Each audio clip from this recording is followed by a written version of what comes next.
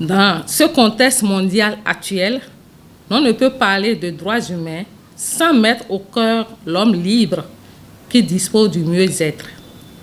Nos droits, à savoir essentiellement le droit de se vêtir, de se loger, de se nourrir, de s'instruire, de s'exprimer, le droit à la santé, à la sécurité au travail,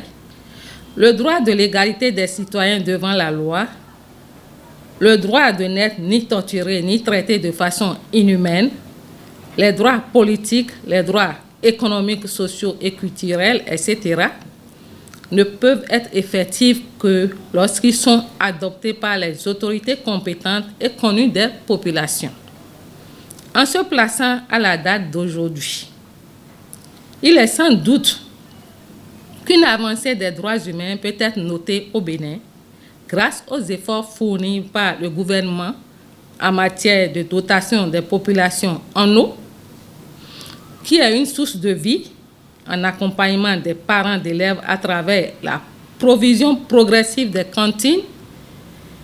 la gratuité des frais de scolarité pour une meilleure préparation du capital humain, la gratuité de la césarienne, l'électrification progressive des localités et de même des infrastructures routières facilitant l'accès au domicile, aux sites de production, de transformation agricole et de commercialisation. En se plaçant à la date d'aujourd'hui, il est sans doute qu'une avancée des droits humains peut être notée au Bénin grâce aux efforts fournis par le gouvernement du Bénin en matière de dotation des populations en eau, qui est une source de vie, en accompagnement des parents d'élèves à travers la provision des cantines d'école, la gratuité des frais de scolarité pour une meilleure préparation du capital humain, la gratuité de la césarienne pour les femmes, l'électrification progressive des localités et de même les infrastructures routières facilitant l'accès au domicile, aux sites de production, de transformation agricole et de commercialisation. Quid de la liberté individuelle, notamment liée à la liberté d'expression, d'opinion, de réunion, les traitements humains égalitaires, force est de remarquer la volonté et la détermination des pouvoirs publics de mettre en place les conditions pour un meilleur fonctionnement. C'est le lieu de rappeler que depuis l'installation de la Commission béninoise des droits de l'homme le 3 janvier 2019, d'année en année, les plaintes qui lui parviennent de la part des populations sont plus nombreuses. On doit comprendre par là que les droits humains sont de plus en plus connus par les populations qui n'hésitent pas à les revendiquer. Plusieurs fois, la Commission béninoise des droits de l'homme s'est constituée partie civile aux côtés des victimes dans des dossiers judiciaires parce qu'elle en a légalement le pouvoir.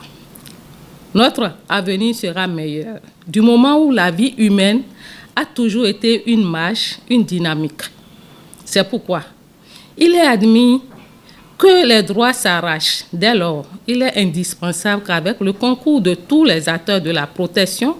et de la promotion des droits de l'homme, tout particulièrement les institutions de la République